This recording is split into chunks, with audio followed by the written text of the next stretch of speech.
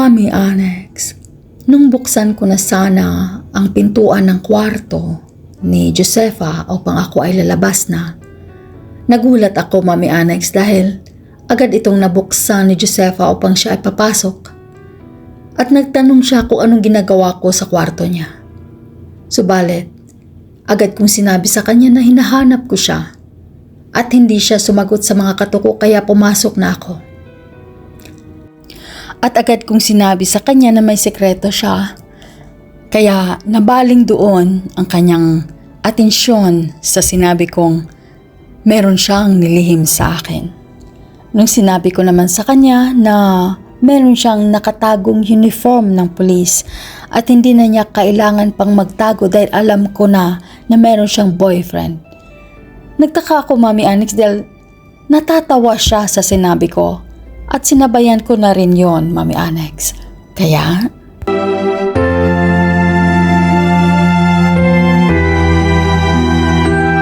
alam kong may boyfriend ka.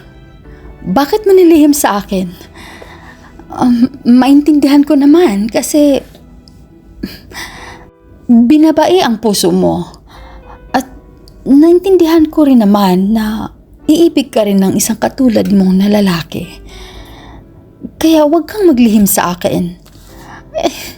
And besides, hindi ko naman yun aagawin. Okay?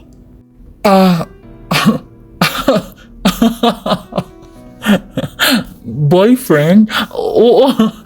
Oo nga naman, may boyfriend pala ako. Ay, boyfriend. Maluloko ako sa iyo, girl. Kala ko kung ano na-discover mo. Kaya, Josefa, sa susunod, huwag kang maglihim sa akin dahil madidiscover ko talaga kung ano ang lihim mo. Okay? Ay, buti ka pa. May boyfriend. Ako, hindi pa nga nagkaka-boyfriend, nasasaktan na. Ano? Anong klaseng hugot yan? Halika, tara, bababa tayo doon sa kusina at pag-usapan natin yung heartbroken mo na hindi ba naging kayo. Asyumera ka talaga. Ay, siya nga pala, di ba sinabi mo sa akin na pupunta ka sa office ni Carlos? Anong nangyari doon? Tara, baba tayo sa kusina. Ay, sige, tara. Punta tayo sa kusina at doon ko ikwento sa'yo ang lahat-lahat. Talagang tama yung mga sinasabi mo about kay Carlos. Tara, punta na tayo sa kusina. Sige, tara. Punta na tayo sa kusina.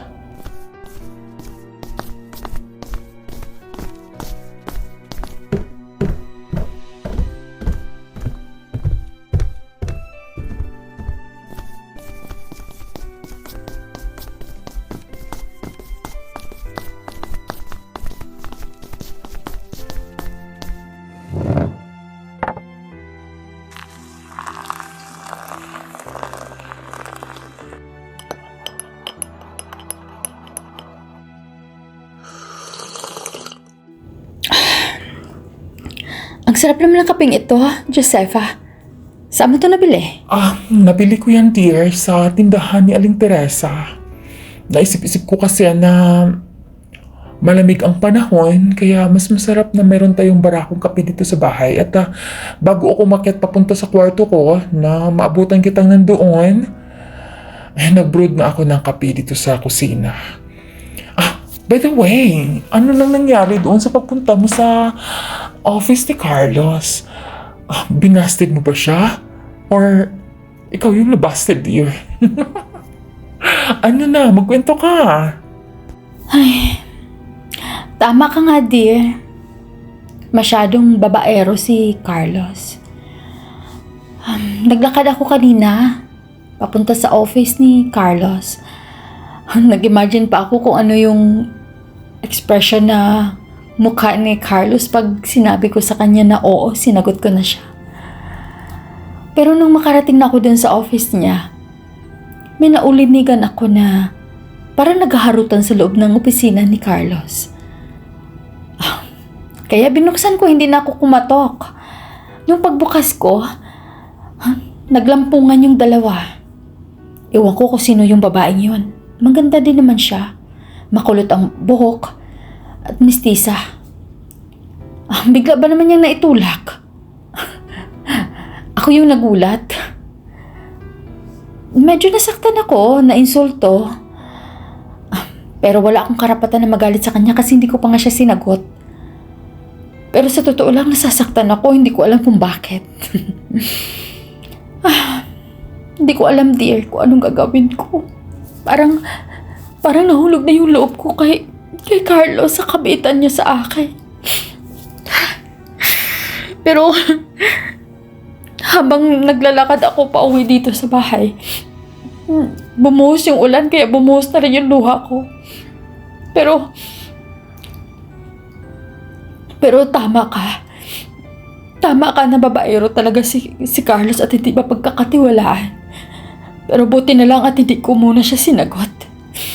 At nasaksihan ko pa talaga mismo sa mga mata ko na kahit naligaw siya sa akin, kumalantari pa siya sa iba. So, ngayon alam ko na kung anong karakas ni Carlos.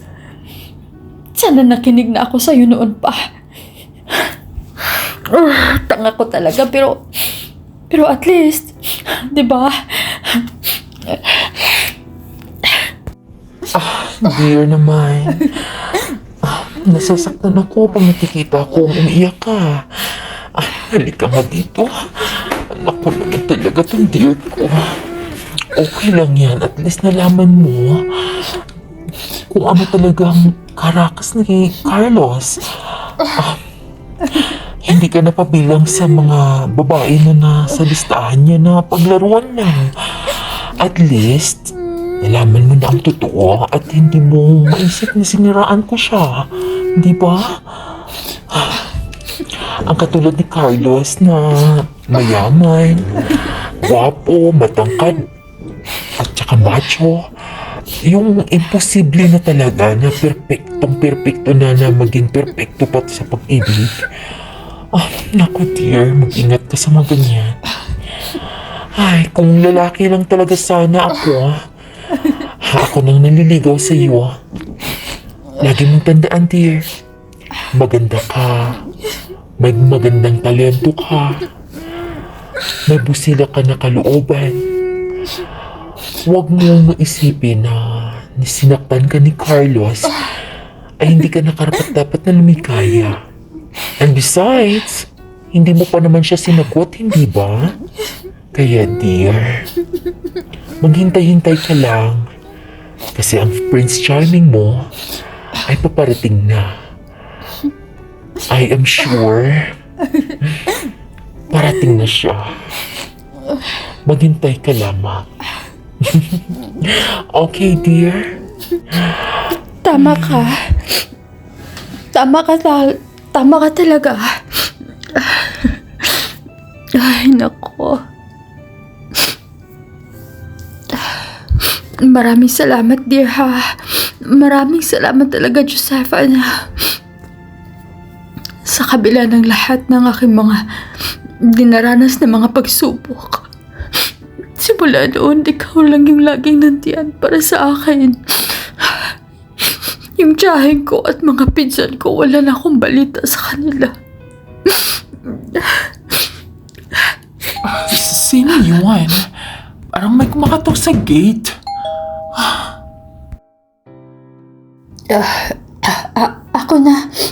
Ako na ang magbukas, Josefa.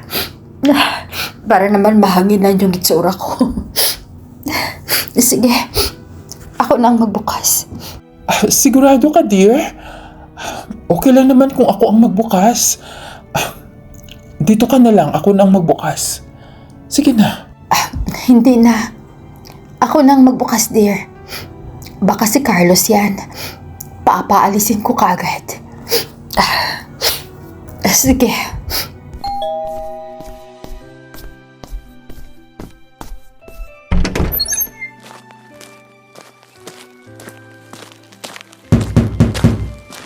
Nandyan na ho.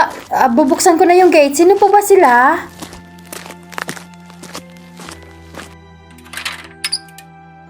Abigail, nandito ka lang pala. Chang, ano hong ginagawa niyo dito? At paano niyo nalaman ho na dito ako nakatira? Sinong nagsabi sa inyo at paano niyo ho nalaman? Abigail, may nakapagsabi sa akin na dito ka raw tumuloy at meron ka na daw magandang trabaho. Abigail, nandito ako para manghingi ng tulong, anak. Tulungan mo naman yung pinsan mo. Dinakip siya ng pulis kaninang madaling araw. Abigail, kung hindi ko ilabas at piyansahan yung pinsan mo, baka hindi na siya makakalabas. Sige naman na, tulungan mo naman yung pinsan mo, maawa ka. Diba? Kami na lang yung pamilya mo. Sige na, Abigail. Ha? Bakit ho siya dinakip ng pulis? Ano bang nagawa niya? Hindi ko alam kung anong problema. Basta kailangan lang siyang piyansahan. Sige na, Abigail. Alam kong may pera ka dyan. Sige na, tulungan mo naman yung pinsan mo. Abigail? Sino ba yan? Sino ba yan nasa gate? Papasukin mo. Ikaw? Anong ibig sabihin nito, Abigail? Pinagplanuhan niyo ba yung anak ko para makaganti ka sa akin? Iyang baklang iyan, siya yung humuli sa anak ko. Ngayon yung anak ko ay nasa presinto at kailangan piyansahan. Ano to? Ha? Binabalak niyo ba ito lahat, ha? Abigail, para makulong at magantihan niyo kami. Napakawalang hiya mo talaga, Abigail. Josefa, ano to? Abigail.